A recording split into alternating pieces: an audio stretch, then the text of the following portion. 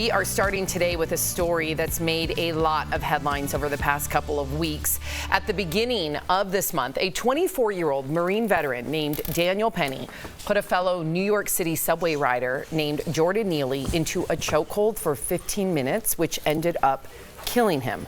Originally, reports said Neely, who was experiencing homelessness, was throwing trash and threatening other passengers. Now those reports are being challenged, with others saying he was being loud but not threatening anyone. Last week, Daniel Penny was charged with second-degree manslaughter. He was released on bond but could face up to 15 years in prison.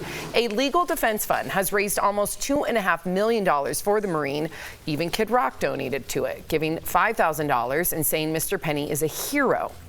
A lawyer for Penny was on CNN last night. Take a look. Look, I think if there was ever a case where a grand jury could be convinced not to bring charges, whether that's because my client testifies, whether it's because of other defense witnesses we put into the grand jury, I certainly think this is one of them. I'm confident that everything that will come out will show that my client took reasonable steps to restrain someone. Well, the question on everyone's minds, were these really reasonable steps to restrain someone? And what do you think of so many people donating to his defense? Erica, let me know your thoughts.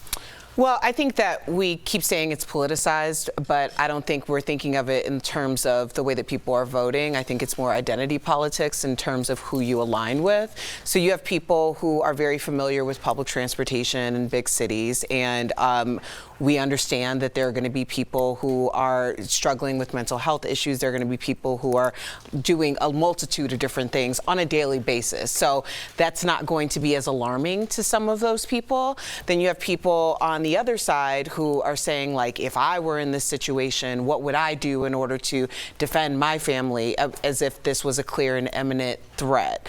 I don't consider this to be a clear and imminent threat as someone who grew up on public transportation. I think of clear and imminent threat with those three gentlemen from Sacramento in 2015 who took down a would-be mass shooter in France. That was a situation where they were on public transportation and people's lives were in jeopardy in that moment. I also think that there are people who weren't really okay with the narrative that was talked about with George Floyd.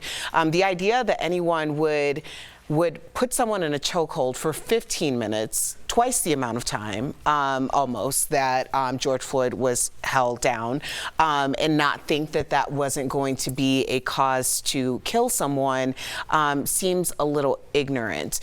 So I think that a lot of people are coming at it from their point of understanding and how they're identifying and how they feel about these two people and the value of their lives. The value of their lives. I think we're wading into the waters of deputizing citizens to eliminate threats as they seem fit, and no different than somebody having a firearm on them, somebody that's been trained in a chokehold, which is what the term. I mean, Jeff, you and I watched the UFC. When somebody's in a chokehold for like 10 seconds, don't you feel weird in your stomach? Because even though this is a person that is trained for 20 years and how to get out of that, how to find air gaps, that chokehold is, you have 20-25 seconds before you black out. 15 minutes is 14 and a half minutes of overkill. So the fact that if you are trained to put a chokehold on somebody, that's way too long. That's the length of a fight. 30 seconds is way too long. Yes. 30 seconds. So the idea that he was doing that to deputize our citizens to dole out justice, to be the judge, jury, and executioner is a dangerous precedent to set. You said it well, deputized. Here's the thing that the lawyer said. He took reasonable steps. 15 minutes isn't reasonable, plain and simple. I'll rest my case on that 100%. After 10 minutes, after 5 minutes, you also realize it. I also have to think when you say clear and imminent, part of the law of second-degree manslaughter is a reasonable person would have done that. There were people on the train that said, I think he got it, man. I think he got the chokehold. I think what was a hell of a chokehold. All these things are indicating to him and then informing him he's going too far. He was charged correctly. He will go to jail correctly.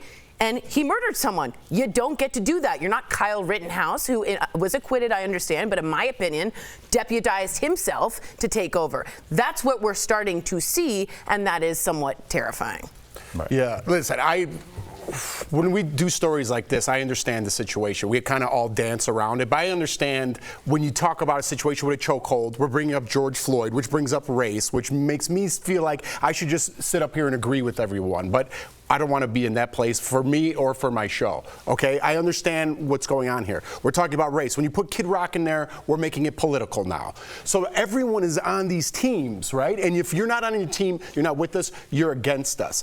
I just don't know where we're at. I agree with you guys. 15 minutes, I'm a UFC fan. My friends fight. Right. When you said 30 seconds, 10 seconds, when someone's out is too long. Yes, my friends all the time. And you start to black out in like 15 5. minutes is too long. Mm-hmm. But where do we draw the line? And I get this isn't a good, I'm not going to hang my hat on this guy because it's way too long.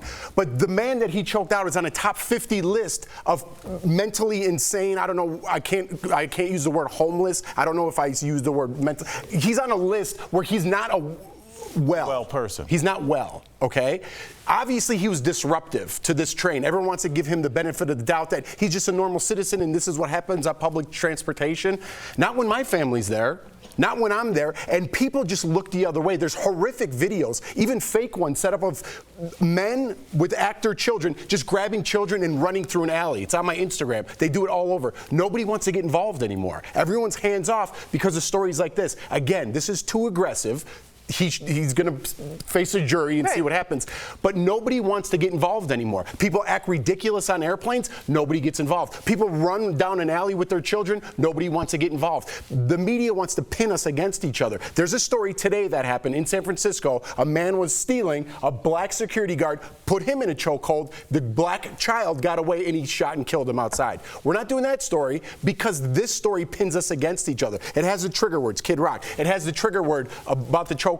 That's why we're doing this.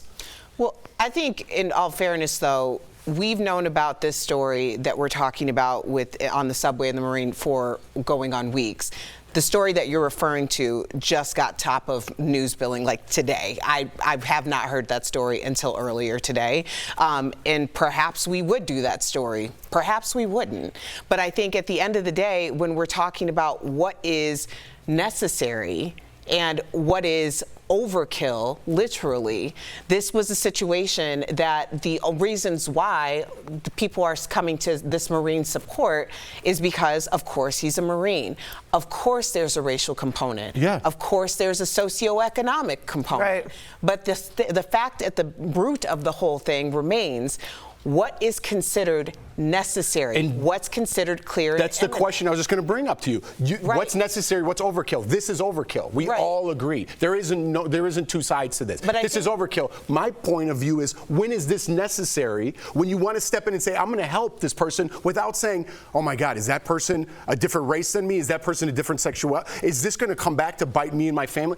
You shouldn't be thinking all those things before you try to help another citizen. This is overkill. But I'm saying in my situation in life, when do I step in and when do I don't?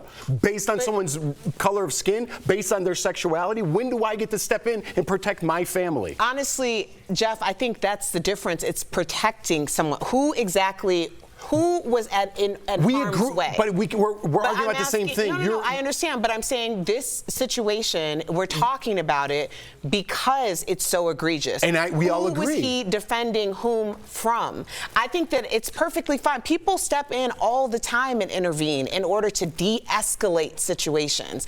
That would have been the appropriate response. De-escalate the situation. When he's subdued, have someone who can come in and help, not kill someone. And we all agree. I'm not please don't put me on that side of things that I agree that he should be choked for 15 minutes. I agree in the first 10 seconds when Al said that. It's egregious and he will see a jury. Yeah. He will see a jury. I'm just saying, in my personal life, I have to bring everything into my person. If there's a person on a subway that's a top 50 threat that they put on a list, which is pretty egregious, and that person's on the same train as me acting however he was, there might be a problem there. There might be a problem there.